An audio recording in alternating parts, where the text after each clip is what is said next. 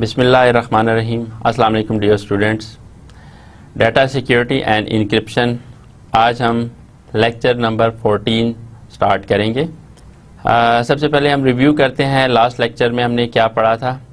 Last lecture basically multiple encryption and triple dash हमने उसमें detail से डिस्कस किया था कि अगर हमारे पास ट्रिपल डैश 3 विद 2 कीज़ अगर हम उसको यूज़ करते हैं तो हमारे लिए कितना बेहतर हो सकता है as compare to single dash.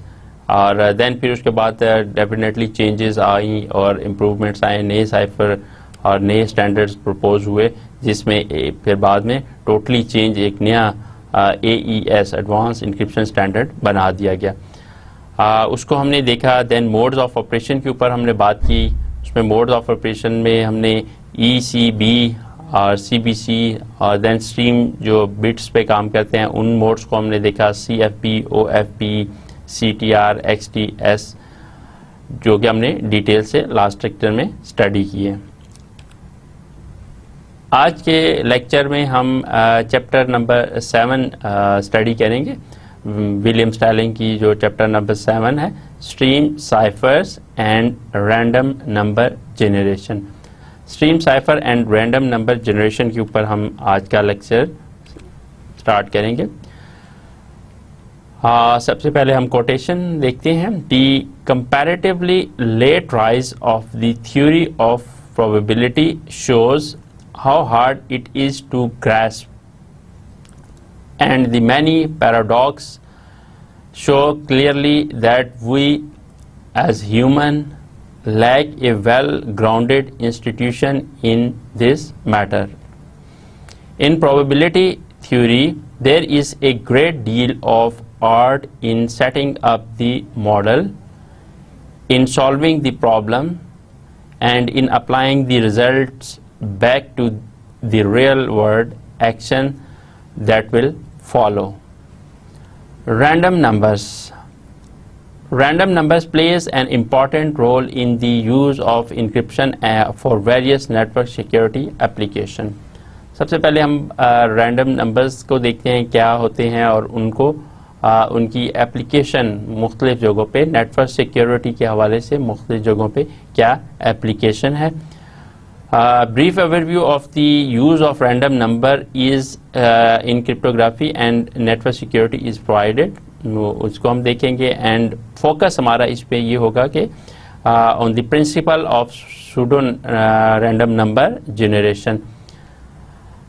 जो हमारे इस लेक्चर का फोकस है उसको हम रैंडम नंबर की usages and then pseudo random number generation हम कैसे करते हैं उस पर फोकस होगा। Getting good random number is important but difficult. तो रैंडम नंबर्स को गेट करना एक इम्पॉर्टेंट काम है, बट ये एक डिफ़िकल्ट टास्क है। You don't want someone guessing the key you are using to protect your communication. तो डेफिनेटली जब आप कम्युनिकेशन कर रहे होते हैं तो आप ये नहीं चाहते कि कोई आपकी की को गैस कर सके और आपके जो है डाटा को प्लेन टेक्स्ट को गेट कर सके या इनक्रिप्ट कर सके, डिक्रिप्ट कर सके। Because your random number were not as happened in an early release of Netscape SSL. Traditionally, the concern in the generation of a sequence of allegedly random numbers has been that the sequence of number be random in some well-defined statistical sense with uniform distribution and independent application such as reciprocal authentication, session key generation and stream ciphers. तो हमें random number generation की बहुत सी जगहों पे ज़रूरत पड़ती रहती है। बहुत सी एप्लीकेशन है, जैसे रेसिप्रोकल ऑथेंटिकेशन करनी हो या सेशन की जनरेट करनी हो या स्ट्रीम साइफर में यूज़ करनी हो, तो वहाँ पे हमें रैंडम नंबर्स की ज़रूरत पड़ती है। तो रैंडम नंबर्स को हम कैसे जनरेट कर सकते हैं और कैसे उसको यूज़ कर सकते हैं। तो the requirement is not just the sequence of numbers be statistically random.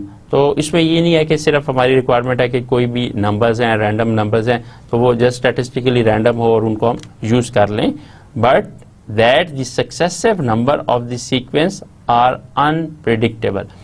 बल्कि जो मेन उसके अंदर है कि जो भी हम उसमें सीक्वेंस यूज़ करें तो वो ऐसा सीक्वेंस होना चाहिए जिसको हम प्रिडिक्ट ना कर सकें, जो अनप्रिडिक्टेबल हो। With true random sequence each number is statistically independent of other number। तो हर रैंडम नंबर दूसरे से बिल्कुल इंडिपेंडेंट होना चाहिए इन ए सीक्वेंस एंड अनप्रिडिक्टेबल, तो उसको प्रिडिक्ट ना किया जा सके, अनप्रिडिक्टेबल होना चाहिए। True random numbers are seldom use. तो ट्रू रैंडम नंबर हम नॉर्मली उसमें यूज कर रहे होते हैं, और अगर ट्रू रैंडम नंबर यूज़ करेंगे तो उसमें हमारे पास जो है वो उसको हम प्रिडिक्टेबिलिटी का प्रॉब्लम हो सकता है। Rather sequence of number that appear to be random are generated by some algorithm. तो जो अगर हम ट्रू नंबर जो रैंडम नंबर है उनको अगर यूज़ करें तो वो नॉर्मली कम यूज़ किए जा रहे होते हैं। हम कोई एल्गोरिदम या कोई ऐसा उसमें अप्रोच यूज़ करते हैं जो एक प्रॉपर किसी सीक्वेंस से उन नंबर्स को जनरेट कर सके। तो many uses of random number in cryptography. Nonce in authentication protocol to prevent replay. हम उसमें जस्ट एक वैल्यू उसमें करते हैं ताकि उसको रिप्ले ना किया जा सके। नॉन्स वैल्यू वंस वैल्यू जो एक दफ़ा यूज़ होगी दोबारा उस वैल्यू को, रैंडम नंबर वैल्यू को दोबारा यूज़ नहीं करेंगे। सेशन कीज़ में हम यूज़ कर सकते हैं। पब्लिक की जनरेशन में हम इसको यूज़ कर सकते हैं। की stream for one time pad, उसके अंदर रैंडम नंबर को हम यूज़ कर सकते हैं। In all cases it's critical that these values be. तो मतलब हर उस सूरत में हम देखेंगे स्टैटिस्टिकली रैंडम होनी चाहिए, यूनिफॉर्म डिस्ट्रीब्यूशन होनी चाहिए, इंडिपेंडेंट होनी चाहिए, and unpredictably, most importantly unpredictable for future values from previous values. तो वो इस तरीके से उसमें स्टैटिस्टिकल रैंडमनेस होनी चाहिए तो उसकी हम प्रीवियस वैल्यूज की बेस पे हम उसको प्रिडिक्ट ना कर सके। True random number provide this care needed with generated random numbers. Often use deterministic algorithm techniques to create random numbers. तो नॉर्मली जो सूडो रैंडम नंबर जनरेटर्स हैं उनमें हम नॉर्मली जो है वो कुछ एल्गोरिदम्स वगैरह यूज़ करते हैं, एल्गोरिदम टेक्निक्स जो सूडो रैंडम नंबर जनरेट करते हैं। although are not truly random, जो रैंडम नहीं भी हो सकते, can pass many tests of randomness, but ये है कि वो रैंडमनेस उनके अंदर एग्जिस्ट करती है, and then that are known as pseudo random numbers। उनको हम सूडो रैंडम नंबर कहेंगे जो हम किसी एल्गोरिदम या किसी टेक्निक के थ्रू जनरेट करेंगे। तो created by pseudo random number generator PRNGS, A true pseudo number random number generator PRNG, random number and pseudo random number. तो ट्रू रैंडम नंबर जिसे TRNG हम कहेंगे, contrast with two form of pseudo random number generator. अब अगर हम true numbers की बात करते हैं या सूडो रैंडम नंबर्स की बात करते हैं तो ट्रू नंबर जो है वो उनमें क्या डिफरेंस है? Two forms of pseudo random number generator. A TRNG, true random number generator, takes as input a source that is effectively random। तो वो एक ऐसा सोर्स होगा ट्रू रैंडम नंबर जो रैंडम होगा। The source is often referred to as an entropy source। तो हमारे पास एक सोर्स है जिसके थ्रू हम रैंडम नंबर जनरेट करेंगे। इन कंट्रास्ट इसके ऑपोजिट देखें, PRNG जो pseudo random number generator takes as input a fix value, उसमें वो फिक्स वैल्यू इनपुट लेगा, कॉल्ड द सीड जिसे हम कहेंगे, and produce a sequence of output bits using a deterministic algorithm. तो वो क्या करेगा, सीड वैल्यू लेके उसके बाद फिर वो एल्गोरिथम अप्लाई करके उसकी डिफरेंट वैल्यूज़ को जनरेट करता जाएगा और हमें सूडो रैंडम नंबर जनरेट होते रहेंगे. There is some feedback path by which some of the result of the algorithms are feedback as input as additional output bits are produced. तो sometime ऐसा होता है कि हम जो नंबर जनरेट कर रहे हैं तो उसमें जो प्रीवियस नंबर्स हैं या वो एज ए फीडबैक के तौर पे, जैसे हमने स्टार्ट में इनिशलाइज किया सीड के साथ, तो देन बाकी नंबर जो है एज ए फीडबैक करके new number random number generate करते हैं. The output stream is determined solely by the input value or values.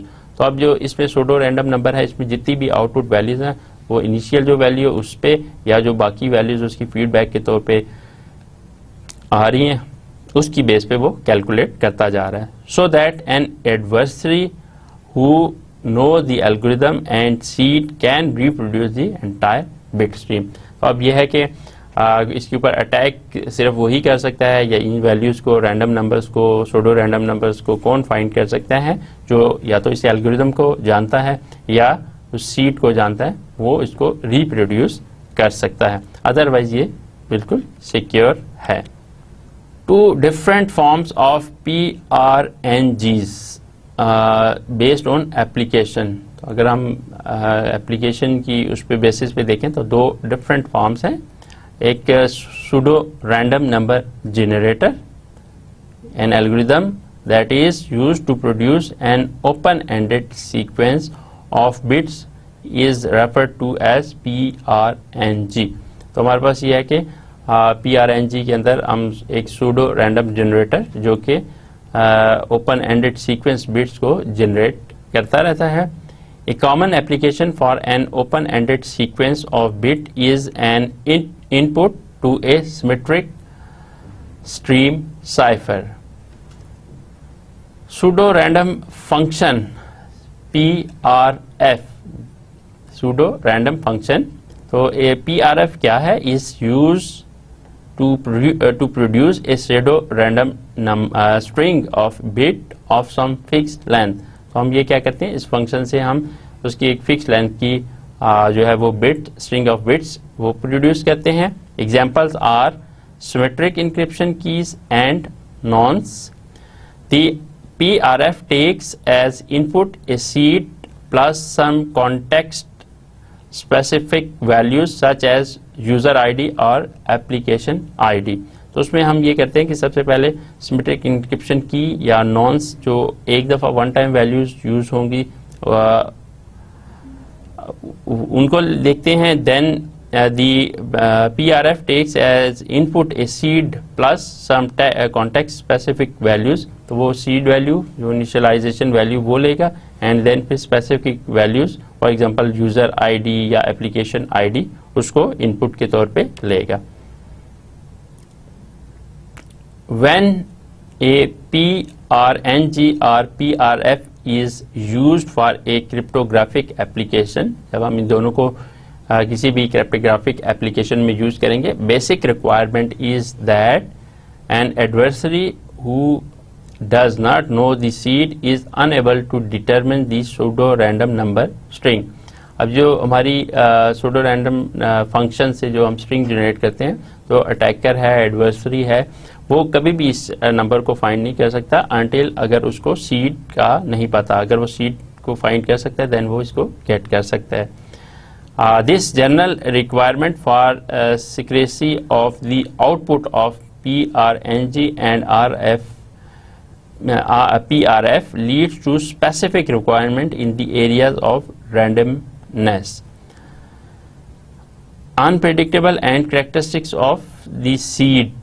तो इस तरीके से जब हम उसके सीड वैल्यू का नहीं पता तो देन उसकी वैल्यूज को हम फाइंड नहीं कर सकते. इस तरीके से हमें ये एक अनप्रेडिक्टेबल वैल्यूज मिलेंगी.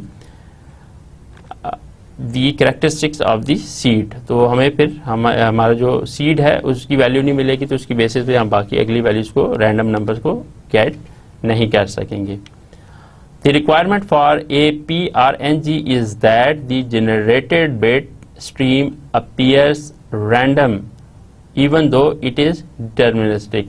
तो उसकी जो रिक्वायरमेंट है कि वो उसे रैंडमली जो है वो उसमें आनी चाहिए। And NIST SP800-22 basically this is a statistical test suite for random number and pseudo random number generators for cryptographic application। तो हमारे पास एक टेस्ट सूट है जिससे हम चेक कर सकते हैं कि हमारे जो नंबर्स हैं वो किस तरीके से जो है वो जनरेट हो सकते हैं। specifies that the test should seek to establish the following 3 characteristics। तो इसमें यह है कि टेस्ट इस चीज़ को फाइंड करता है, सीख करता है कि हम किस तरीके से फॉलोइंग 3 कैरेक्टरिस्टिक को इस्टेब्लिश कर सकते हैं। सबसे पहले है यूनिफॉर्मिटी, उसके अंदर यूनिफॉर्मिटी होनी चाहिए, स्केलेबिलिटी होनी चाहिए और कंसिस्टेंसी होनी चाहिए। अगर हमारे सूडो रैंडम नंबर्स के अंदर ये कैरेक्टरिस्टिक्स एग्जिस्ट करती हैं तो देन हम उससे सूडो रैंडम नंबर जनरेट कर सकते हैं। SP800-22 list 15 separate test of randomness, वो 15 टेस्ट को वो देता है। उसमें हम अगर इनिशियल वैल्यू दे देंगे जो सीड वैल्यू है, तो देन अगर हमें हमारी जो 3 कैरेक्टरिस्टिक्स हैं अगर उनको हम कंसिडर करते हुए करें तो हमारे पास सूडो रैंडम नंबर जनरेट हो सकते हैं। तो 3 कैरेक्टरिस्टिक्स जो हमने उसमें करनी है, उसमें से एक यूनिफॉर्मिटी है, स्केलेबिलिटी है एंड कंसिस्टेंसी है। A stream of pseudo random number should exhibit 2 form of unpredictability। 2 form जो है वो अनप्रिडिक्टेबिलिटी की मिलनी चाहिए हमें। PRNG की बेसिक जो रिक्वायरमेंट्स हैं उसमें सबसे पहले यह है कि हमें फॉरवर्ड अनप्रिडिक्टेबिलिटी, कि फॉरवर्ड हम उसको प्रिडिक्ट ना कर सकें, देन बैकवर्ड अनप्रिडिक्टेबिलिटी। अगर हमारे पास कोई रैंडम नंबर है हम उसकी फॉरवर्ड और बैकवर्ड प्रिडिक्शन ना कर सकें। तो basically a stream of pseudo random number should exhibit 2 form of unpredictability, one forward and second backward. The same set of tests for randomness also provide a test of unpredictability। तो इसी test के through हम जो है for randomness also provide a test for unpredictability। तो हम उसको भी चेक कर सकते हैं, जैसे हम उसकी रैंडमनेस चेक कर सकते हैं और इसी तरह अनप्रिडिक्टेबिलिटी के हवाले से भी हम थ्रू दिस टेस्ट हम चेक कर सकते हैं। If the generated bit stream appears random, अगर जो बिट स्ट्रीम है वो अगर रैंडम है, not possible to predict some bit और bit sequence from knowledge of any previous bit.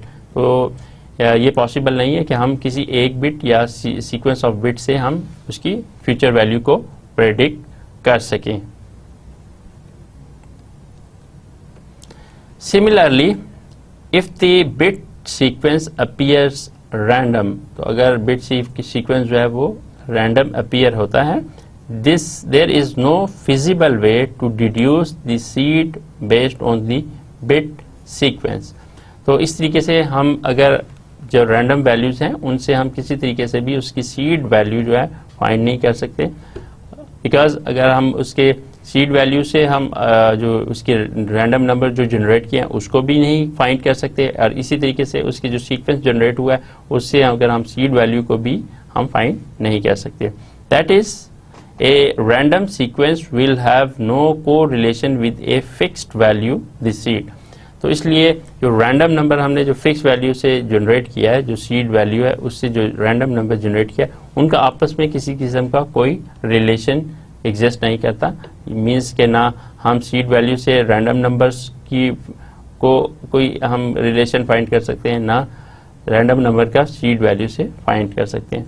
But importantly कि अगर हमारा सीड और जो की है वो अगर या जो एल्गोरिदम है उसको कोई गेट कर लेता है तो देन डेफिनेटली वो सब कुछ उसी तरीके से फाइंड कर सकते। That is a random sequence will have no correlation with a fixed value or fixed value the seed, उसके साथ कोई correlation नहीं है। For cryptographic application, the seed that serves as input to the PRNG must be secure। तो इसलिए जो है seed जो वैल्यू है वो इम्पोर्टेंट है। अगर वो हमारी क्रिप्टोग्राफिक एप्लीकेशन के अंदर अगर हम उसको सिक्योर कर देते हैं तो इट मीन्स कि हम फिर इसमें इसकी जितनी भी वैल्यूज़ हैं फर्दर जो जनरेट होंगी वो कोई भी गेट नहीं कर सकेगा। तो इम्पॉर्टेंट थिंग इज़ कि हमारी वो जो सीड वैल्यू है वो इट मस्ट बी सिक्योर।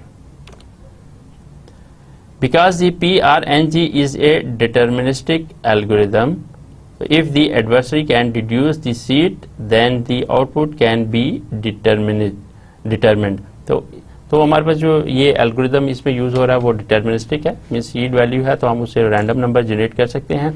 तो इस तरीके से हम कह सकते हैं कि अगर हमें इस एल्गोरिदम की वजह से अगर हमें कोई सीड वैल्यू पता है और एल्गोरिदम का पता है तो देन हम उसकी आउटपुट या वो सीक्वेंस को हम जनरेट करवा सकते हैं। Therefore the seed must be unpredictable, तो सीड को भी फिर अनप्रेडिक्टेबल होना चाहिए। In fact, the seed itself must be a random or pseudo random number. तो सीड को भी बेसिकली होना ऐसा ही चाहिए कि वो रैंडम नंबर या सूडो रैंडम नंबर होना चाहिए जिसको प्रिडिक्ट भी ना किया जा सके या गैस भी ना किया जा सके। रैंडमनेस को हम कैसे इंश्योर कर सकते हैं कि ये रैंडमनेस है, उसमें हमने देखा था 3 करैक्टरिस्टिक्स हैं। 1 इज यूनिफॉर्मिटी होनी चाहिए, सेकंड इज स्केलेबिलिटी होनी चाहिए, थर्ड इज कंसिस्टेंसी होनी चाहिए। अनप्रिडिक्टेबिलिटी उसमें हमने देखा था 2 है, फॉरवर्ड अनप्रिडिक्टेबल होना चाहिए एंड बैकवर्ड अनप्रिडिक्टेबल होना चाहिए। Use same test to check, तो हम जो है उसकी जो प्रिडिक्टेबिलिटी के लिए भी और जो रैंडमनेस दोनों के लिए हम जो है वो टेस्ट करें, उसको चेक करें। कैरेक्टरिस्टिक्स ऑफ द सीड अब हम बात करते हैं कि क्या होनी चाहिए। कैरेक्टरिस्टिक्स क्या है? सबसे पहले सिक्योर होना चाहिए, जो कोई गेस ना कर सके, जिसको कोई प्रेडिक्ट ना कर सके।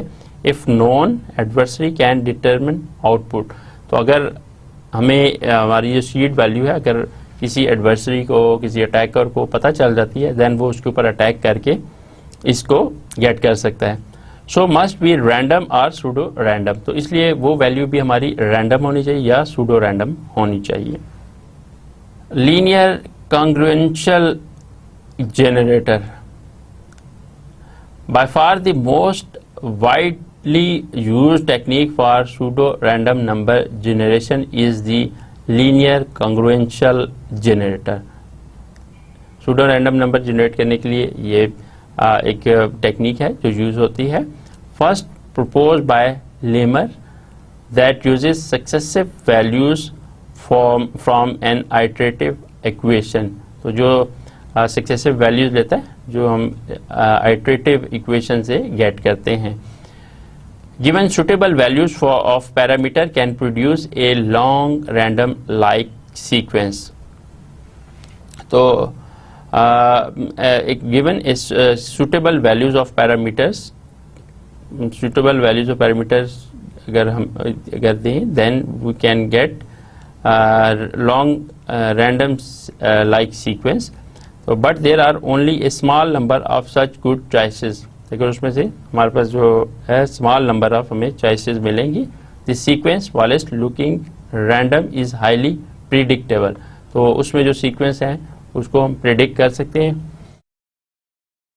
An attacker can reconstruct the sequence knowing only A small number of values, तो इसमें यह है कि कोई भी अटैकर है उसमें उस वैल्यूज या उस सीक्वेंस को फाइंड करके उसको दोबारा उसका वैल्यू गेट कर सकता है।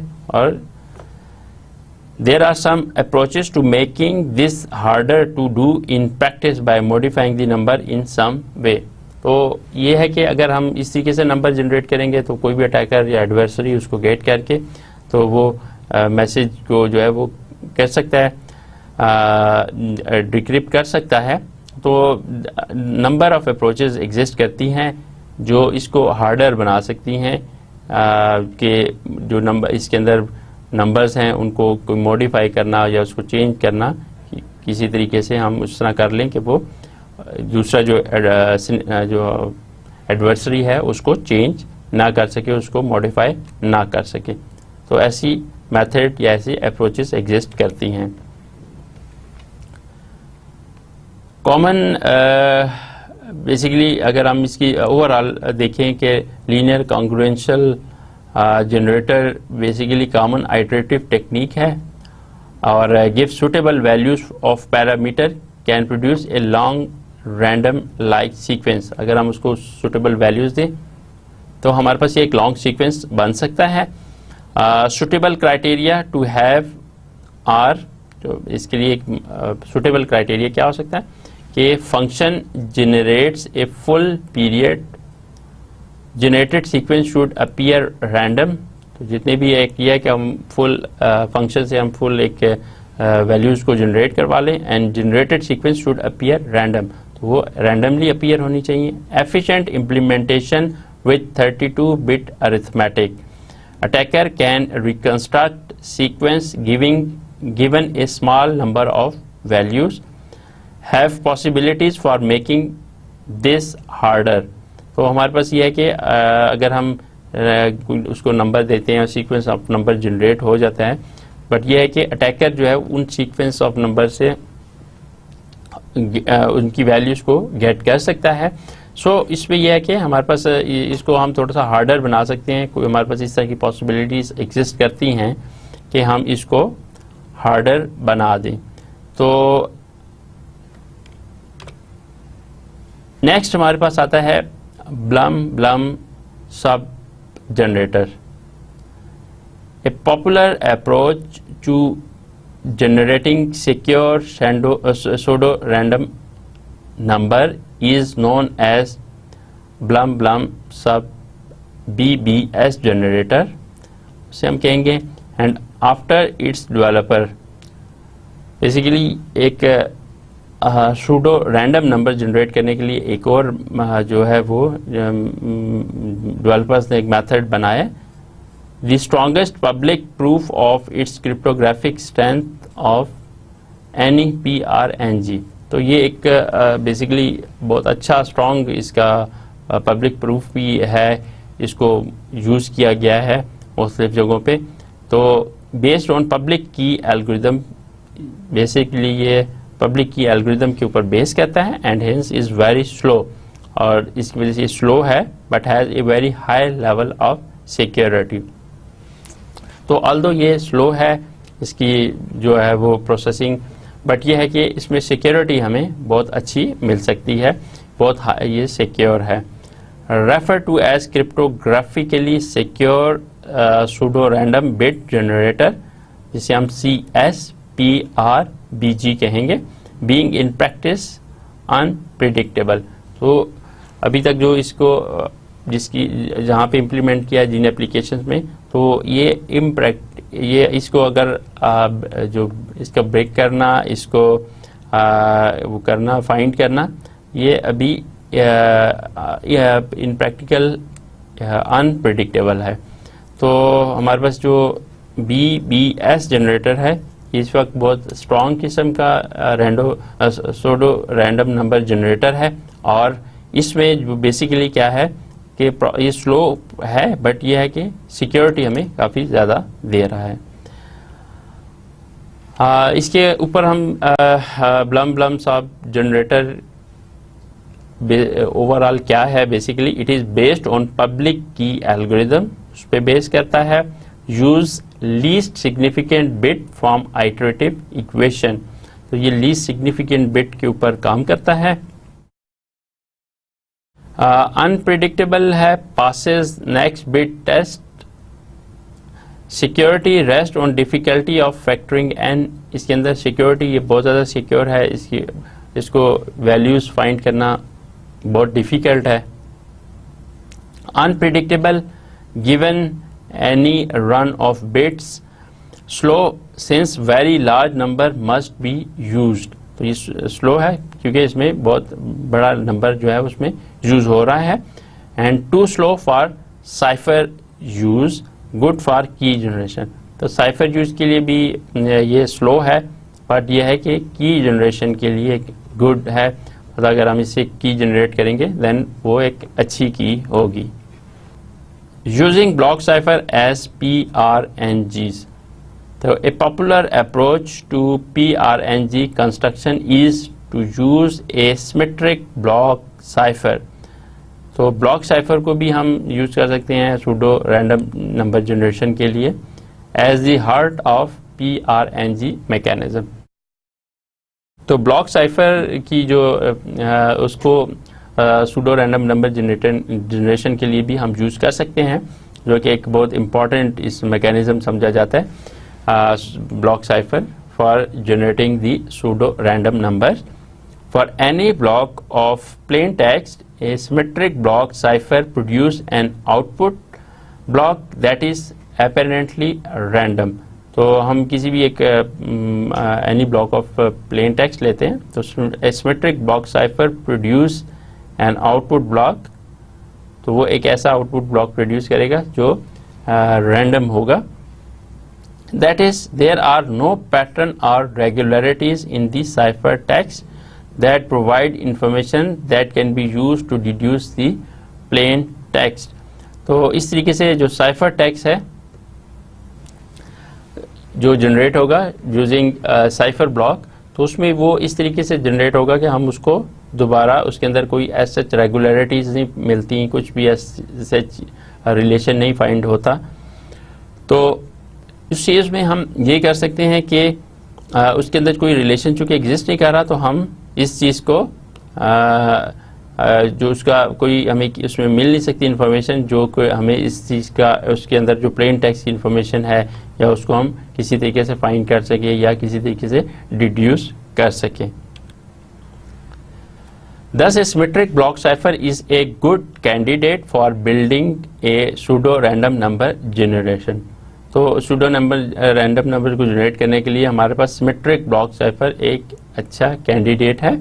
If an established standardized block cipher is used such as dash और AES, तो अगर हम उसमें ब्लॉक साइफर जो है वो हमारा स्टैंडर्डाइज यूज हो, जैसे डैश है या AES, तो उसमें हम ब्लॉक साइफर को as a pseudo random number generator के तौर पे यूज कर सकते हैं।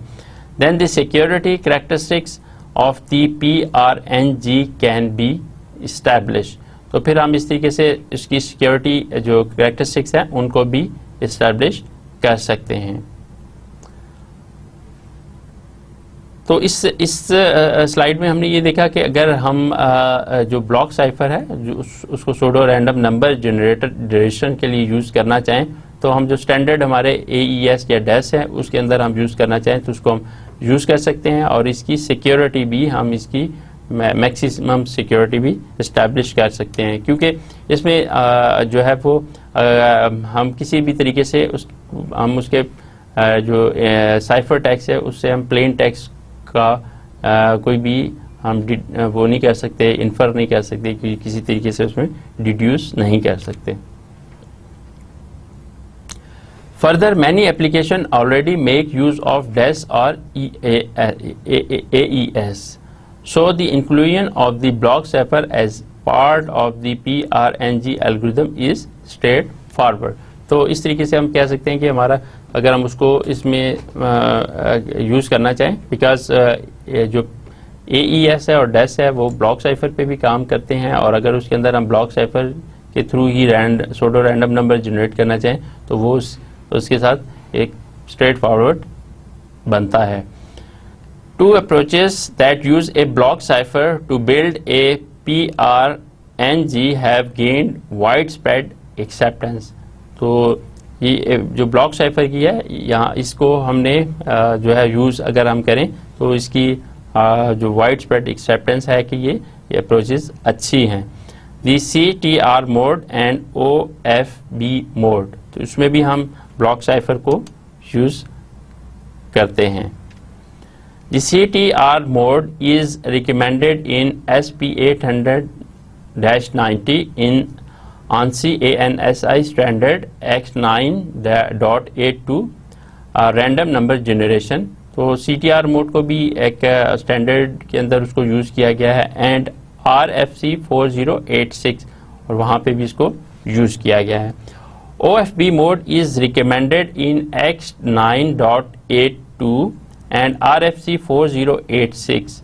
तो इसको भी एक स्टैंडर्ड में OFB मोड को भी यूज़ किया गया है। In each case, the seed consists of two parts, the encryption key value and a value v. तो उसमें दो जो सीड है वो कंसिस्ट करता है दो पार्ट पे, इंक्रिप्शन की value and the value, actual value v. That will be updated after each block of pseudo random number is generated. तो उसको जैसे एक एक pseudo random number generated होता है, उसके इन जो की वैल्यूज हैं इनको अपडेट साथ साथ इनका होता रहता है. In the CTR case, the value of v is incremented by 1 after each encryption. अगर CTR के केस में क्या होता है, उसमें चेंजेस कैसे हर दफ़ा हर ब्लॉक के बाद चेंज होता है, तो इसमें v वैल्यू जो है वो 1 के इंक्रीमेंट के साथ चेंज होती जाती है. और in the case of O F B the value of v is updated to equal the value of the preceding PRNG block. In both cases, pseudo random bit are produced on block at a time. तो इसमें यह है कि दोनों सूरतों में हमारे पास जो वैल्यू v है और जो की है उनके जो नई वैल्यू जनरेट होती है. ANSI ANSI X9.17 pseudo random number generator, उसकी हम बात करते हैं कि वो किस तरीके से करता है कि one of the strongest क्रिप्टोग्राफिकली speaking PRNG is specified in ANSI X9.17. तो ये एक स्टैंडर्ड है जो सूडो रैंडम नंबर जनरेट करता है. It uses date, time and seed input and 3 triple dash encryption to generate a new seed and random value. अब यहाँ पे ये सारी चीज़ें किस तरीके से यूज़ हो रही हैं. अगर हमने रैंडम नंबर जनरेट करना है तो डेट को यूज़ करता है, टाइम को यूज़ करता है, seed input and 3 dash triple dash encryption to generate a new seed and random value.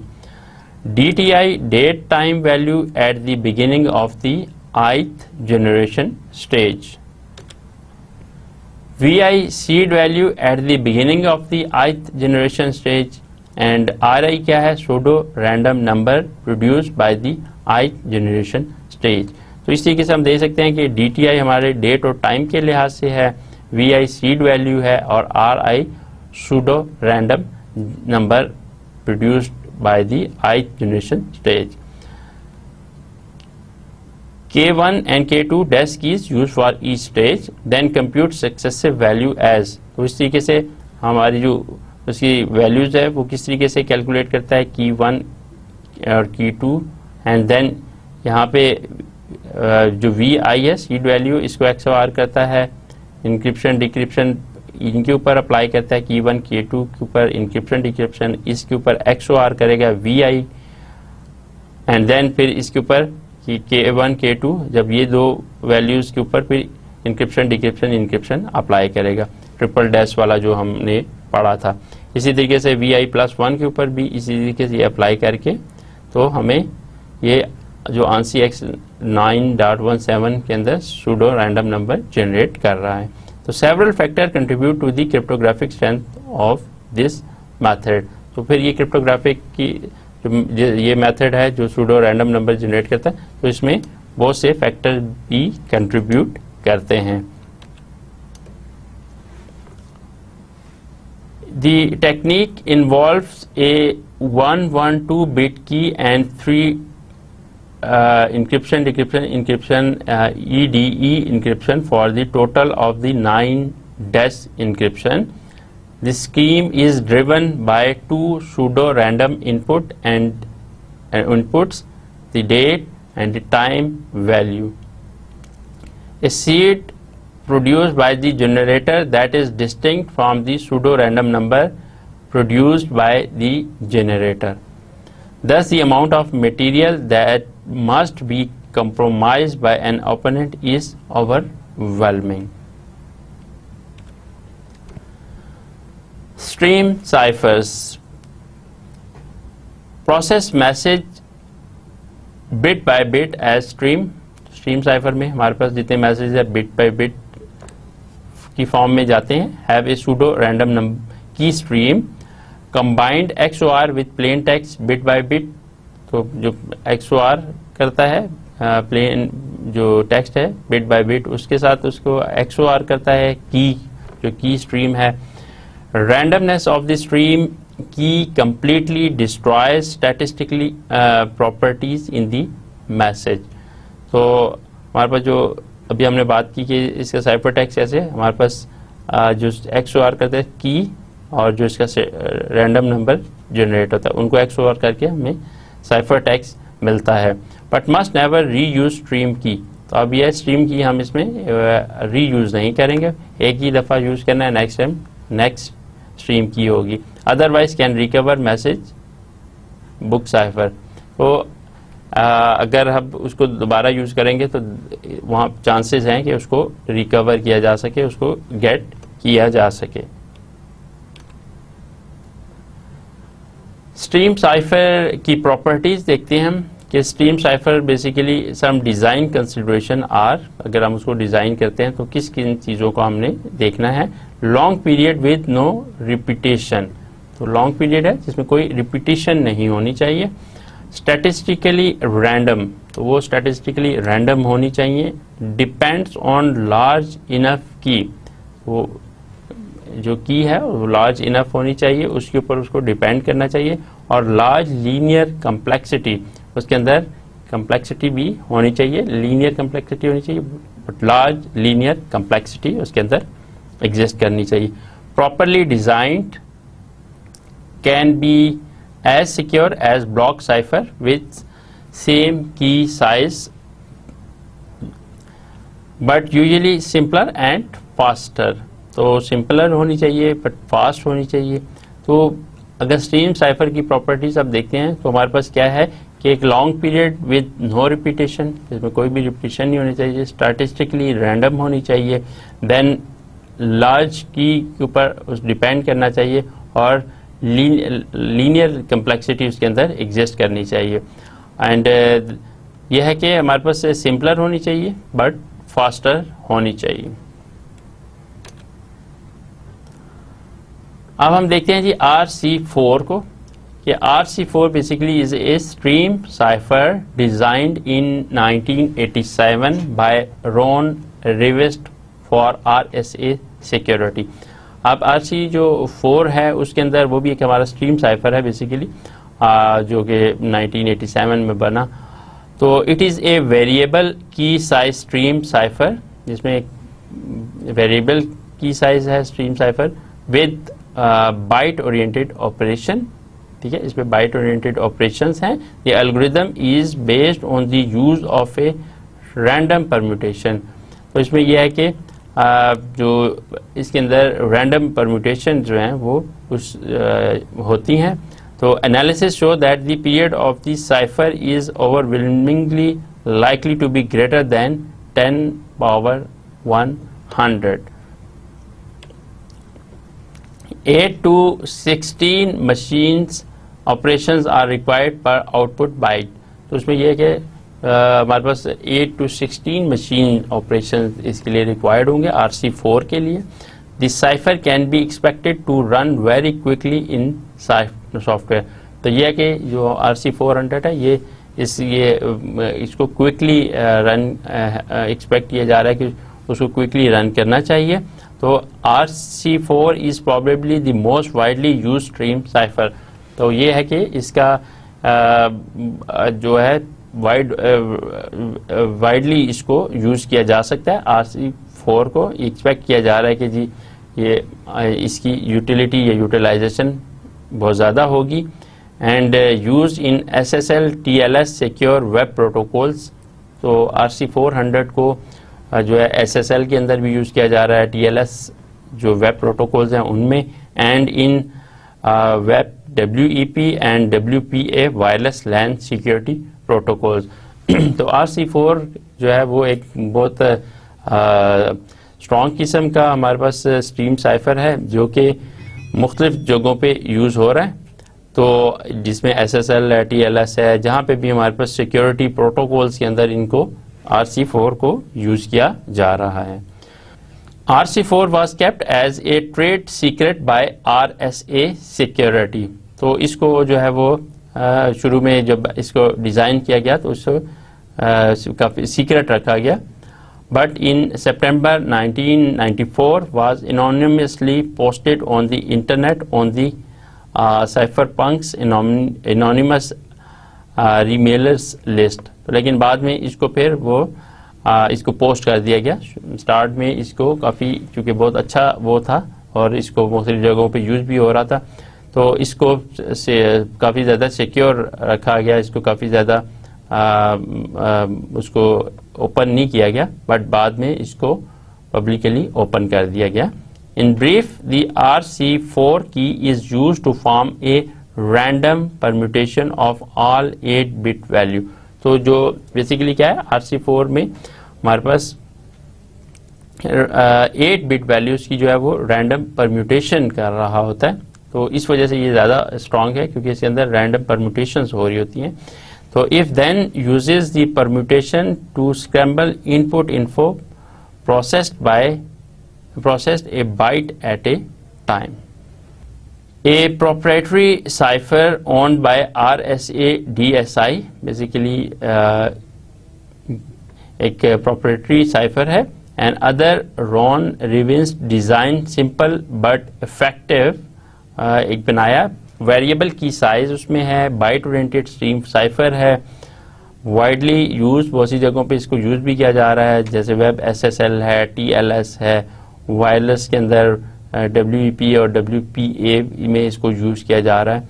तो RC4 जो है वो इसकी डिफरेंट जगहों पे एप्लीकेशन जो है वो एग्जिस्ट करती है और वो सक्सेसफुल इसको यूज किया जा रहा है. तो की forms random permutation of all 8 bit value. तो इसमें जो इसमें 8 बिट वैल्यूज हैं उसकी रैंडमली परम्यूटेशंस परफॉर्म हो रही होती हैं. Uses that permutation to scramble input info processed a byte at a time. तो इस तरह यह है कि ये जितनी भी इसके अंदर परम्यूटेशंस हैं, uses that permutation to scramble input info processed a byte at a time. उस तरीके से उनको उन परम्यूटेशन को जो है वो इनपुट के तौर पे जो यूज कर रहा होता है. RC4 की हम सिक्योरिटी के हवाले से अब हम बात करते हैं कि another number of paper have been published analysing methods of attacking RC4. तो मुख्तलिफ जो है जब एक स्टैंडर्ड बनता है, कोई साइफर बनता है, देन उसके ऊपर मुख्तलिफ अटैक्स के ऊपर भी बात होती है, मुख्तलिफ क्रिप्टो एनालिसिस भी किए जाते हैं.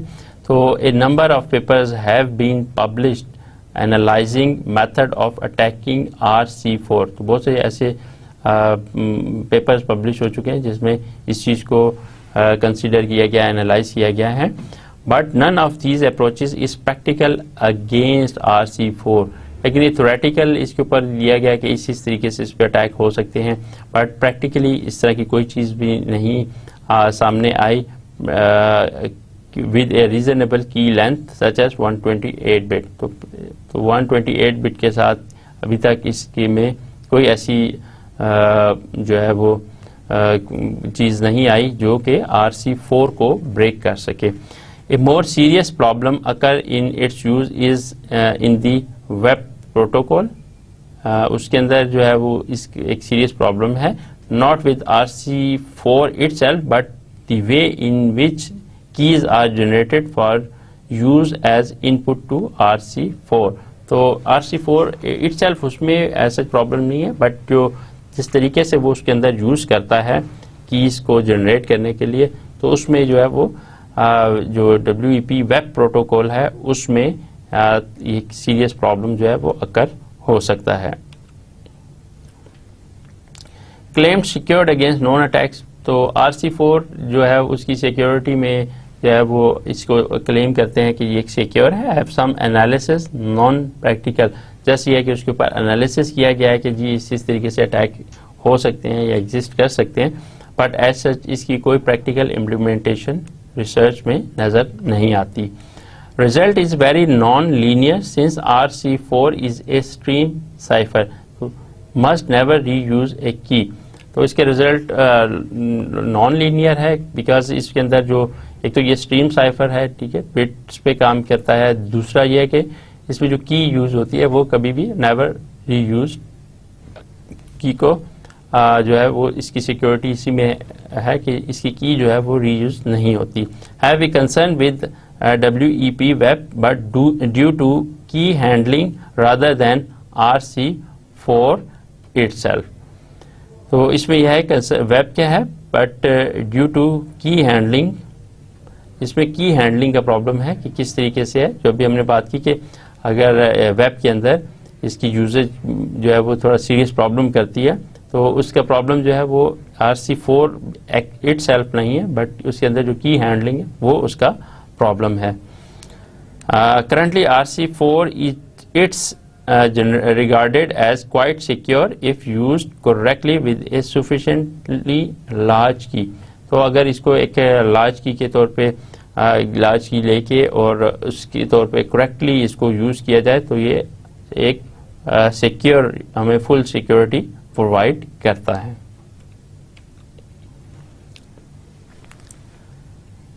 नेचुरल रैंडम नॉइज की बात करते हैं। Best source in natural random noise is real world. Find a regular but random event and monitor.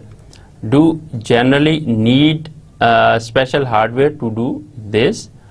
For example, radiation counter, radio noise, audio noise, thermal noise in diodes, leaky capacitor, mercury discharge tube, etc.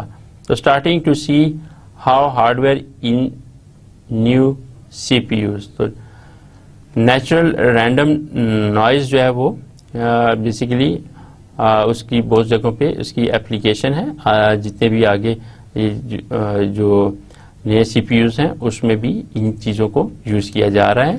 तो problem of bias और uneven distribution in signal have to compensate for this when sample often by passing bits through a hash function. उसकी जो problems हैं वो सबसे पहले have to compensate for this when sample often by passing bits through a hash function. Second, best to only use a few noisiest bits from each sample. तो जो हर sample के लिए जो नॉइस वैल्यू हम यूज करते हैं उसके लिए ये बेस्ट रिजल्ट देता है और उसके लिए बेस्ट है। And RFC4086 recommend using multiple source plus hash. वो इसके लिए रिकमेंड करता है कि मल्टीपल सोर्सेज को हम यूज करें और साथ उसको फिर हैश कर दें। तो a true random number generator uses a non deterministic source to produce randomness. तो TRNG जो है वो नॉन डिटर्मिनिस्टिक सोर्स यूज करता है रैंडम नंबर जनरेट करने के लिए। Most operate by measuring unpredictable natural processes such as pulse detector of ionizing radiation events, gas discharge tubes and leaky capacitor. Special hardware is usually needed for this. तो अगर हम इसके लिए random number noise generation के लिए फिर हमें special hardware की रिक्वायर्ड होगा। A true random number generator में produce an output that is biased in some way. तो ट्रू रैंडम नंबर से भी हम वो जनरेट कर सकते हैं, बट यह है कि उसमें कुछ बाइसनेस हो सकती है। Various methods of modifying a bit stream to reduce or eliminate the bias have been deployed. तो इस चीज़ को बाइसनेस को रिड्यूस करने के लिए बहुत से मेथड जो हैं वो डेवलप हुए हैं। Refer to as deskewing algorithm. One approach is to deskew is to pass the bit stream through a hash function such as MD5 और SHA-1। तो एक तो यह है कि हम इसको bypass करें। One approach is to disqueue is to pass the bit stream through a hash function। तो हम उसको hash function पास करें जिससे MD5 और SHA-1 में है। RFC4086 recommend collecting input from multiple hardware sources and then mixing these using hash function to produce random output। तो RFC 4086 recommend collecting input from multiple hardware sources. तो वो मुख्तलिफ जगहों से जो है वो इंफॉर्मेशन को कलेक्ट करेगा, देन मिक्स करेगा these using hash function to produce random output. उनको हैश फंक्शन से मिक्सअप करेगा और फिर उससे रैंडम आउटपुट जनरेट करेगा. Published sources, another alternative is to dip into a published collection of good quality random number, for example RAND55 or TIPP27. However, these collections provide a very limited source of number compared to the potential requirement of a sizable network security application, but they can be of use in design of random tables for cryptographic function. Furthermore, although the number in these books do indeed exhibit statistical randomness, they are predictable because an opponent who knows that the book is in use can obtain a copy. तो इसमें यह publish sources हैं, उसमें भी हम जो है हमारे पास ये मुख्तलिफ स्टैटिस्टिकल रैंडमनेस वैल्यूज़ हो सकती हैं जो एग्जिबिट करते हैं, बट ये है कि उनको प्रेडिक्ट भी किया जा सकता है बिकॉज अगर कोई ओपोनेंट है वो अगर जानता है अबाउट द बुक तो उसकी वो कोई कॉपी ऑब्टेन कर सकता है. A few published collection of random numbers, RANDCO in 1955 published 1 million numbers generated using an electronic roulette wheel has been used in some cipher design. Earlier Tippett in 1927 published a collection. Issues these are limited to well known for most uses. तो इस तरीके से हमारे पास जितने भी publish sources हैं उनके random number को जनरेट किया जा सकता है और उनको गैस किया जा सकता है. Summary of the lecture. आज के लेक्चर में हमने सूडो रैंडम नंबर जनरेशन उसके मुख्तलिफ मेथड देखे किस तरीके से हम सूडो रैंडम नंबर जनरेट कर सकते हैं. फिर उसके अगेंस्ट ट्रू रैंडम नंबर को भी देखा कि ट्रू रैंडम नंबर्स में क्या प्रॉब्लम्स हो सकते हैं और फिर इस वजह से हम सूडो रैंडम नंबर जनरेशन की मुख्तलिफ टेक्निक्स या अप्रोचेस के ऊपर हम गए.